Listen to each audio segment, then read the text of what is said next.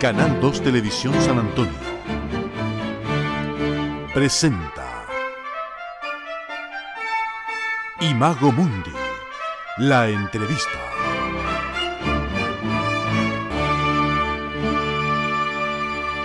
Estamos iniciando una semana más nuestro programa Imago Mundi a través de Canal 2, a través de Chilena FM. Y hasta ahora nos acompaña el profesor de Biología Pablo Malwe Campuzano, quien es coordinador de la Academia Científica Escolar Yecos del INCO y también del Departamento de Ciencias del Instituto Comercial. ¿Qué tal, Pablo? Bienvenido a nuestro programa. Hola Luis, ¿cómo estás? Hola a todos y todas. Muchas gracias por el espacio y qué rico volver a conversar contigo y hablar sobre estos temas de ciencia también aquí de San Antonio. Bueno, efectivamente han habido varias novedades respecto de lo que está haciendo la parte científica escolar del Instituto Comercial. Tenemos entendido que ya les ha ido bien con algunas iniciativas de Explora Valparaíso, donde alumnos están consiguiendo incluso representaciones ya de la parte regional a la parte nacional gracias al trabajo que desarrollan ahí en la Academia Científica Escolar del Instituto Comercial. ¿Nos puedes contar en mayor detalle quiénes son estos alumnos y por supuesto cuál es el proyecto que ellos están defendiendo? Sí, de hecho, esta vez ya tenemos como una doble condecoración porque tenemos un trabajo de la Academia de Ciencias Escolar, más otro trabajo de la colega de la profesora Romina, que también clasificó al nacional, que se trata sobre contaminación acústica. Fue un estudio que se hizo a nivel comunal, de ciencia participativa, podríamos decir, y que fue muy bien presentado por las estudiantes que van a pasar al nacional. Y también otro trabajo que fue hecho por los estudiantes Ignacia Fuentes y Yeco Ular, que considera la creación de un rover, estos robots, ¿cierto? No tripulados que toman distintos variables ambientales y también graban. Pero eso se usa mucho en la Antártica o en la NASA, ¿cierto? Lo usan también para otros planetas, pero esta vez lo creamos para un humedal. Y que, bueno, ahí Jacob y Ignacia destacaron bastante y ganaron también la posibilidad de poder presentar esta vez en el Congreso Nacional de Explora, que va a ocurrir en enero. Hay otro trabajo también de la Escuela Fernández León, de la profesora Gloria Menares, que también pasó. No es menor decir que 3 de 4 proyectos de la región que fueron seleccionados son de San Antonio, y eso es súper bueno. Bueno, en este aspecto cuéntame un poco la aplicación práctica que tiene este proyecto que han hecho para explorar con CONICIT precisamente con este sistema, ¿no es cierto? Que tú muy bien decías que se utiliza mucho en la parte espacial, pero aplicado obviamente acá en San Antonio. Sí, en particular, este trabajo nace de la necesidad de hacer un monitoreo menos invasivo en los humedales, que uno tiene que ser bioéticamente responsable en el momento incluso de investigar. Por lo tanto, esa necesidad que emerge, ¿cierto?, a partir de las mismas investigaciones que han hecho la y los estudiantes de la academia, más la creatividad y el interés de ellos mismos, ha generado de que se cree este pequeño robot o vehículo con un sistema de Arduino, con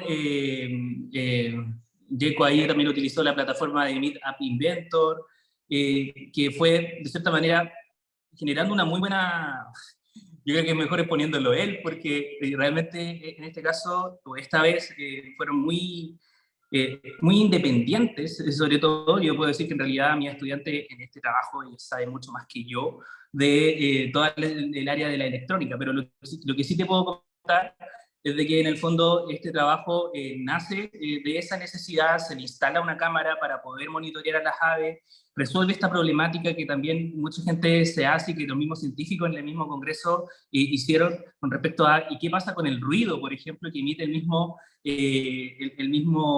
vehículo? Y eso se resuelve como dándole menos velocidad al automóvil, deteniéndolo y monitoreando solamente cuando esté detenido, por ejemplo. Cuando uno hace estudios de etología o de comportamiento animal, lo que más se necesita es la observación y por eso lo ideal es que en un momento destacado es bastante interesante. Ahora, esta idea nos inspiró bastante en trabajos que se hicieron en la Antártica. De hecho, se han hecho como rovers también para estudios de pingüinos, operadores, unos, ¿cierto?, como vehículos pequeñitos y otros incluso simulando ser un pequeño pingüino. Por lo tanto, es bastante interesante las proyecciones que también tiene esta investigación. Pablo, pero también tenemos entendido que fuera de la academia también se han postulado otros proyectos a Explora también de alumnos de San Antonio. Cuéntanos un poco en qué consiste y quiénes son los que están materializando estas ideas. Mira, cada vez ha ido creciendo mucho la participación de la comuna de San Antonio en estos eventos, ya sea directamente vinculados por ser Academia Científica Explora o grupos de investigación que postulan a estos congresos.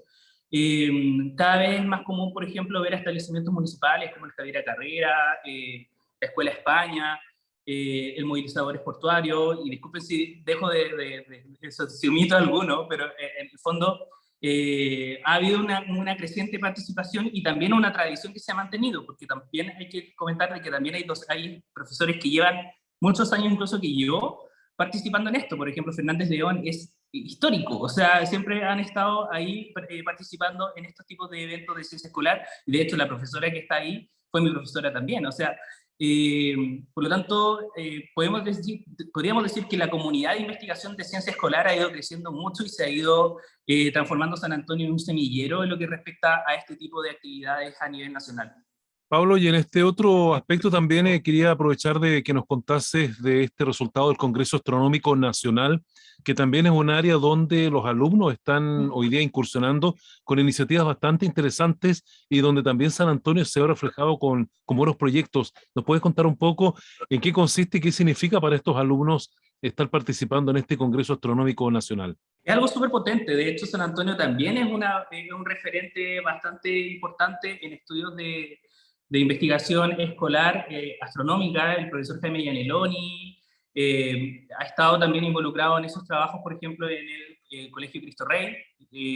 No solamente él, ya este año, por ejemplo, Cristo Rey presentó 2 trabajos, nosotros también hemos presentado en los últimos 3 años investigaciones a el Congreso Astronómico Escolar, que lo hace la Universidad de Concepción, con la Universidad de Chile, la Católica de Santiago y la Universidad de Valparaíso. En conjunto, estas universidades generan este evento que llaman a distintos estudiantes a participar.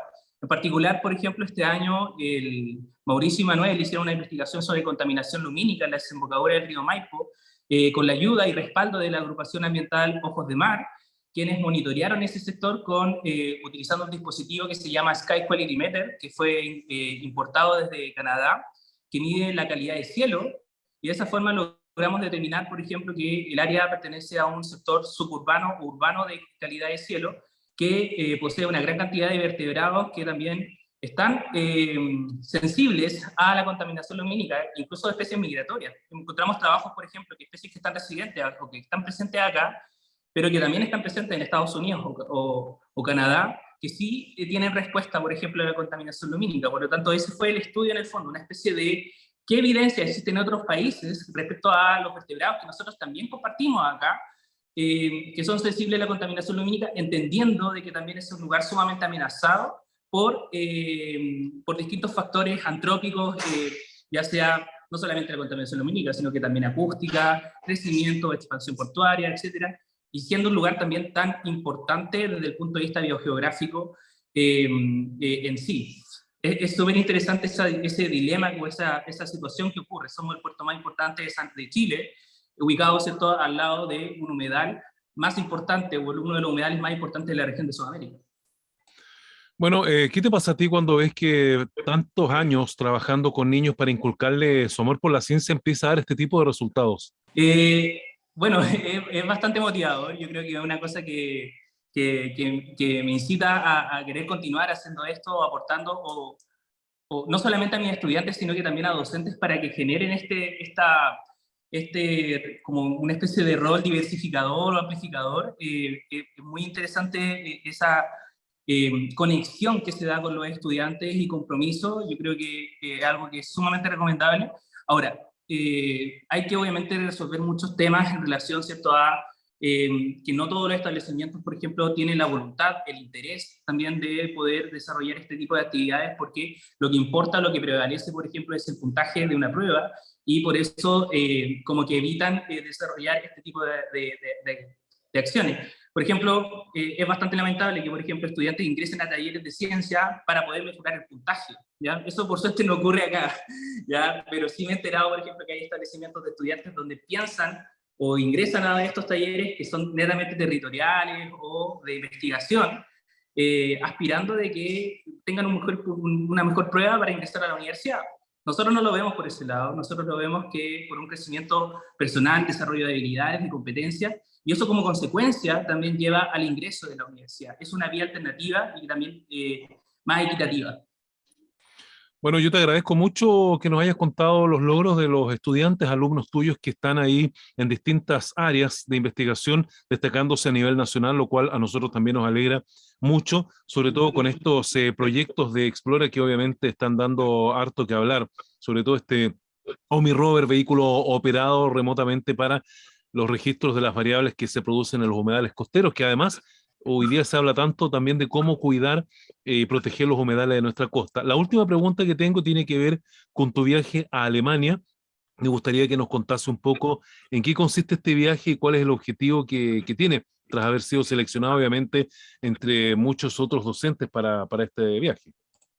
Sí, es un viaje que voy a la Haus der Astronomie de la Universidad de Heidelberg de Alemania, a un curso de didáctica astronómica, ¿ya?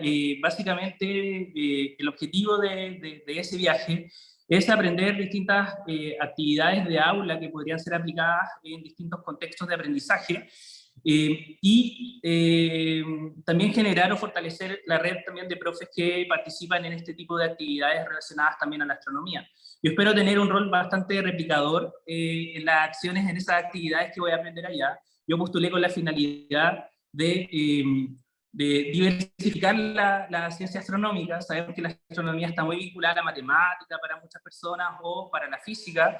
La idea mía es como demostrar que eso no es tan así, que la biología también puede involucrarse, la arqueoastronomía también, y para eso también acá tengo aliados bastante potentes en ese tema, por lo tanto, esa es la idea, de ser también un foco en la educación astronómica. No es necesario tener grandes observatorios para aprender de astronomía, ¿ya? Hay gente que ha aprendido mucho de astronomía y no tiene observatorio astronómico cerca, o pertenecen a una ciudad totalmente contaminada lumínicamente. Hoy en día se puede hacer astronomía incluso, o trabajo de astronomía desde el hogar, porque hay mucha data, hay mucha información que está disponible para la ciudadanía.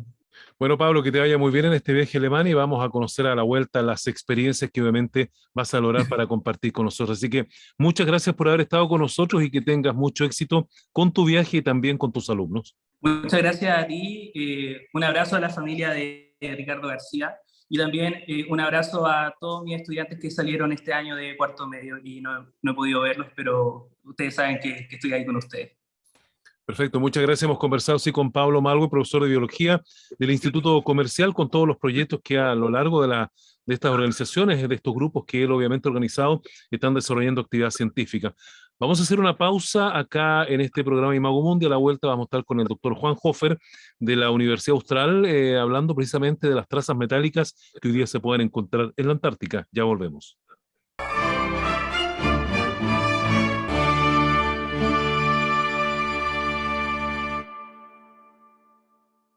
Bien, el tema que nos convoca ahora es un estudio que ha comparado la presencia de metales o traza de metales en la zona ártica con la zona antártica. Un estudio que ha sido llevado a cabo, entre otros especialistas, por el doctor Juan Hofer, quien es investigador del Centro Ideal de la Universidad Austral de Chile y además académico de la Pontificia Universidad Católica de Valparaíso.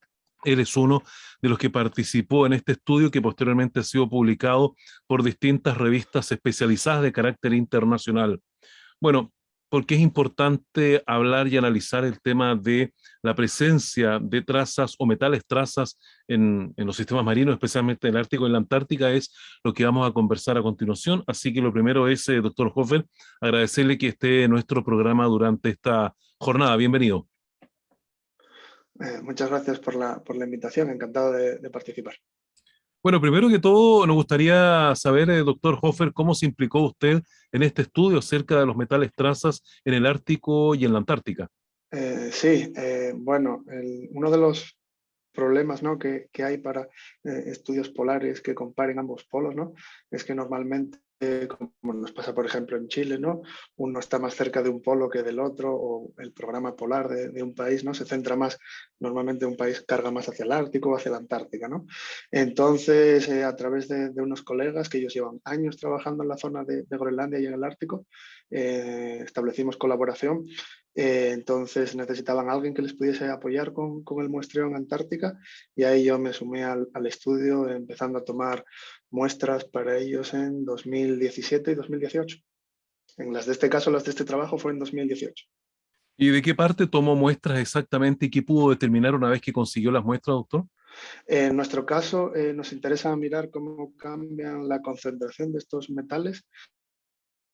En este caso estudiamos en Bahía Fildes, ahí cerca de Villa de las Estrellas, en una bahía que se llama Bahía Sur, que está a 65 grados sur, un poquito más al sur de donde está Bahía Fildes. Tomamos muestras desde un punto lo más cercano al glaciar que pudimos muestrear. Obviamente dependía de la seguridad, del estado del glaciar, pero nos acercamos todo lo que pudimos y nos fuimos alejando poco a poco del glaciar para ver cómo cambiaban estas condiciones. A la vez que medíamos la concentración de metales, medimos otros parámetros como la concentración de microalgas en el agua, la temperatura del agua, la salinidad, y entonces la idea del trabajo era conocer cómo es las concentraciones, ¿no? Cómo es esta dinámica, y comparar los resultados de la Antártica con los del Ártico, ¿no?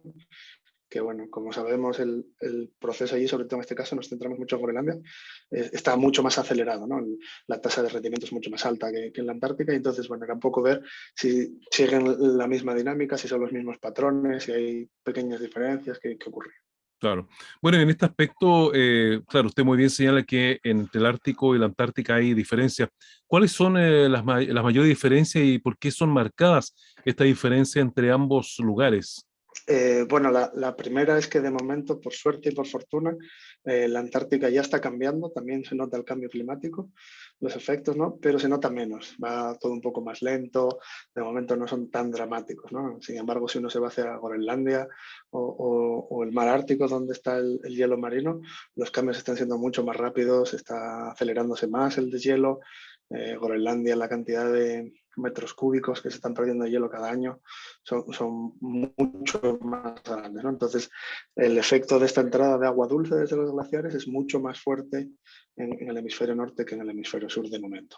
Entonces, esa ya es la primera diferencia. Y luego las aguas que hay alrededor, las aguas circundantes, la composición química de las aguas antárticas o de las aguas del Ártico es muy diferente.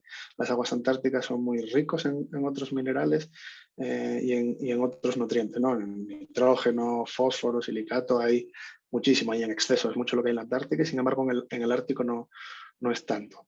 Entonces, obviamente, este efecto de mezcla entre el agua dulce que proviene de los glaciares con un agua de mar que es diferente, ¿no? Arroja diferentes dinámicas. Y entonces esto se nota, ¿no? Y además, bueno, está el hecho que al ser la entrada mucho más fuerte en toda la zona del Ártico, pues ya se ven, los patrones son como mucho más claros, ¿no? Como digo yo siempre para los colegas que trabajan en el Ártico, ahí es más fácil ver los patrones porque son muy fuertes. Si aquí tenemos un descenso, no sé, de la salinidad, digamos, de un punto, a lo mejor hay zonas del Ártico y de Groenlandia que ya se pueden ver descensos de 20. Entonces es mucho, mucho más fuerte.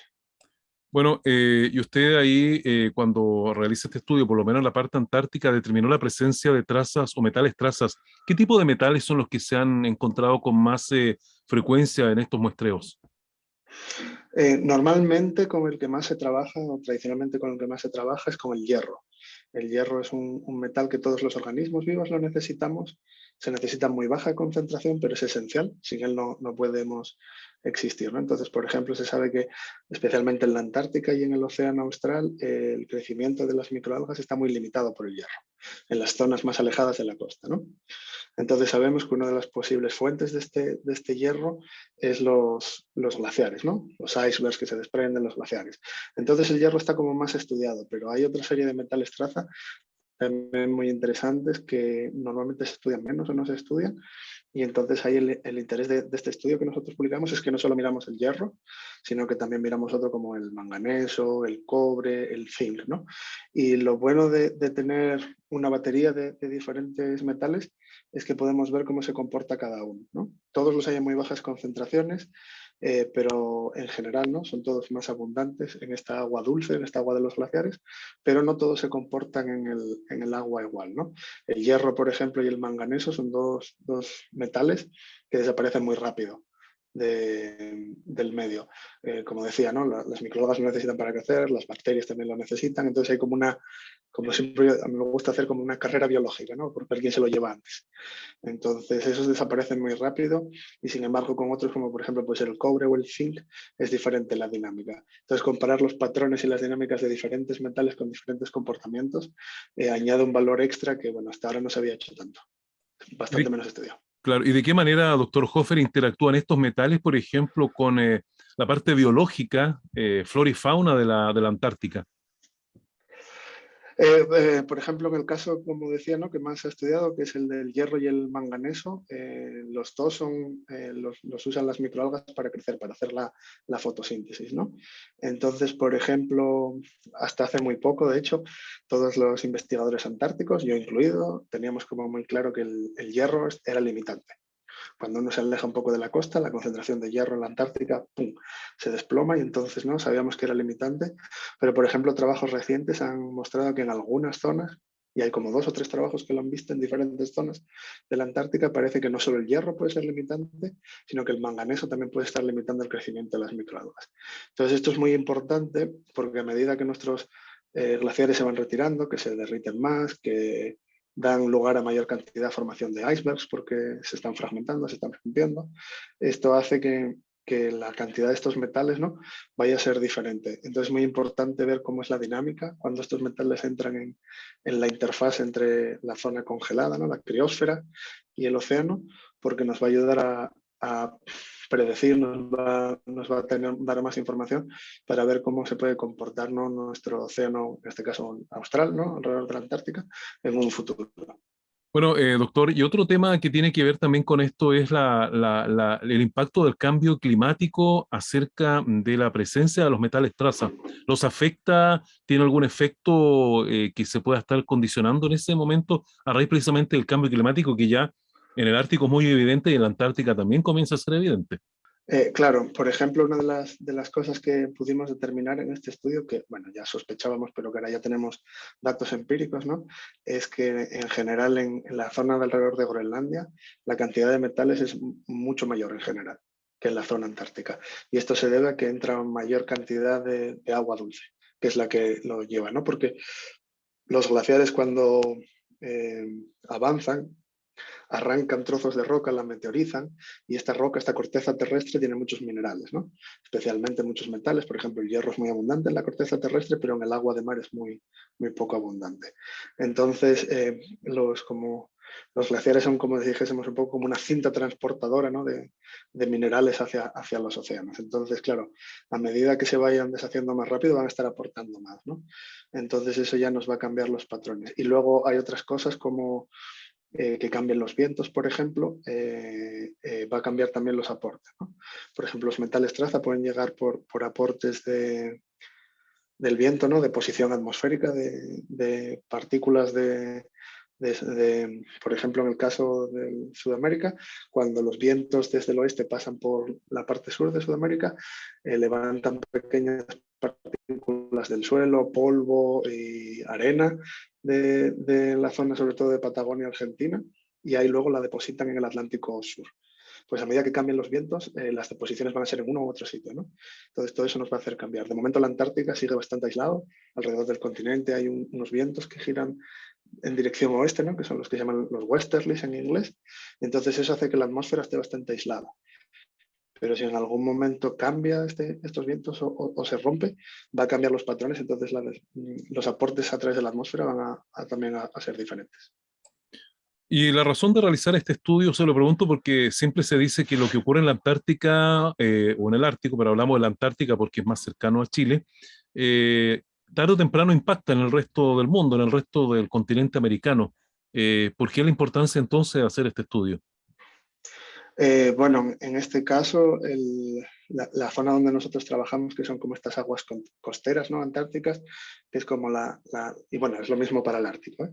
Y que es esta interfase entre la zona congelada, ¿no? Los glaciares y el océano es la zona que es más productiva del océano austral, con mucha diferencia. De hecho, es una de las zonas donde biológicamente hablando puede ser más productiva del planeta, ¿no? Las microalgas son capaces de crecer mucho. Y eso tiene muchas implicaciones para todos, ¿no?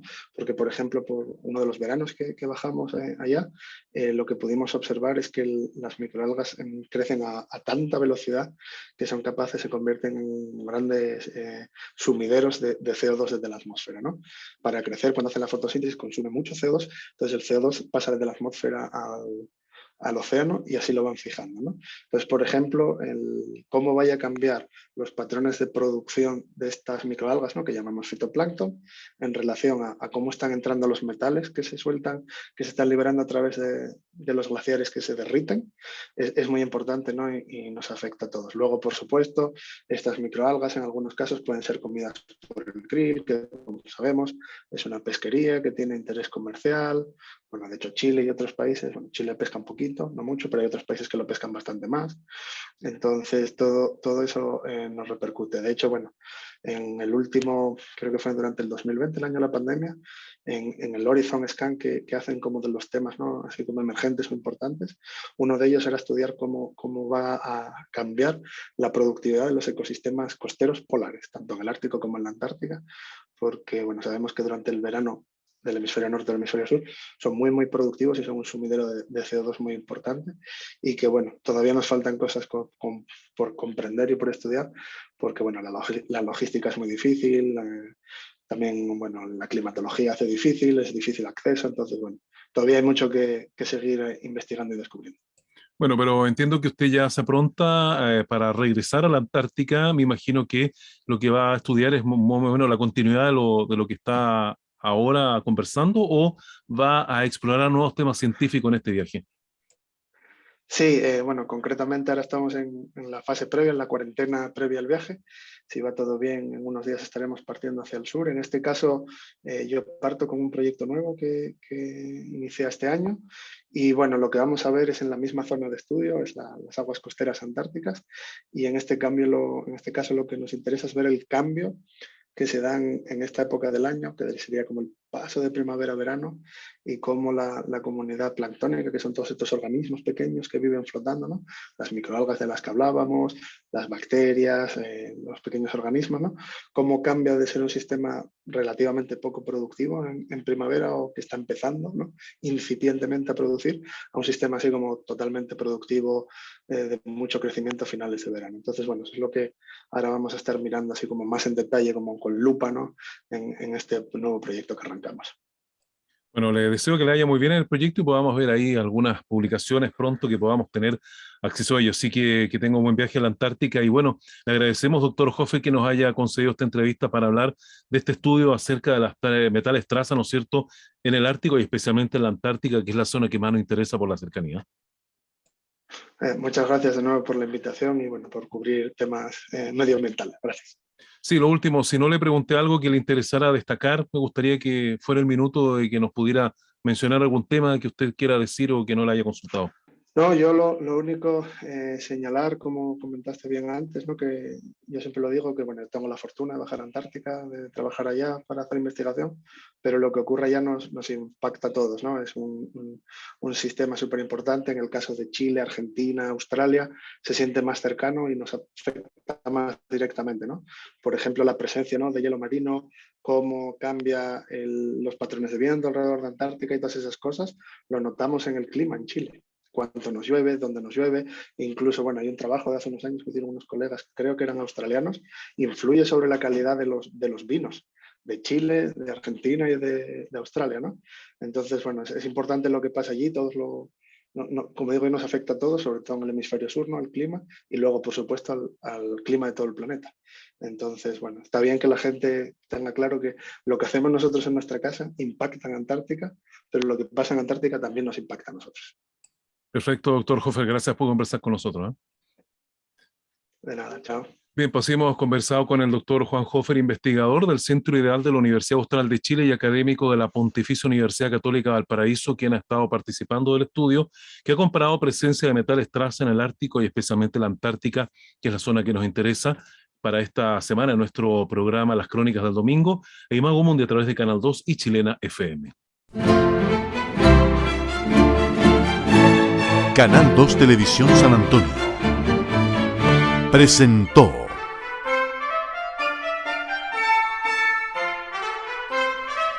Imago Mundi, la entrevista.